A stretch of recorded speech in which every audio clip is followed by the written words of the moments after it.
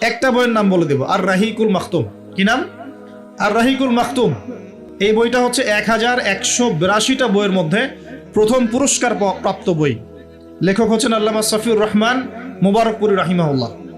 অন্তত এই বইটা পড়তে পারবো না? নবীর জীবনী জানার কোনো প্রয়োজন নাই ভাই। আর একটা হাদিসের বই জাস্ট আপনাকে বলবো, অনেক হাদিসের বই আপনারা পড়েন, ঠিক আছে, আমার কোনো আপত্তি নাই, কিন্তু সবার জন্য প্রযোজ্য হবে একটা বই।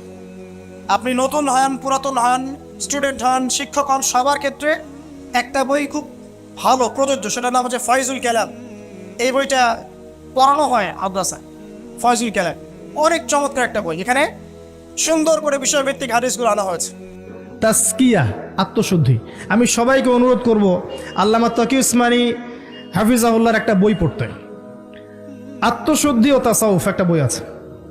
আত্মশুদ্ধি ও তাসাউফ একটা বই আছে, আপনি পড়েন। আমি আপনাকে এনশিওর করছি আপনার কাছে মনে হবে যে প্রতিটা লাইন আপনার জন্য লেখা হয়েছে। মাত্র 2300 টাকার কিতাব এখন পাচ্ছেন 50% ডিসকাউন্টে শুধুমাত্র 1150 টাকায়। আর সঙ্গে রয়েছে বিশেষ উপহার মিফতাহুল কোরআন। অর্ডার করতে এখনই অগ্রিম মাত্র 100 টাকা দিন।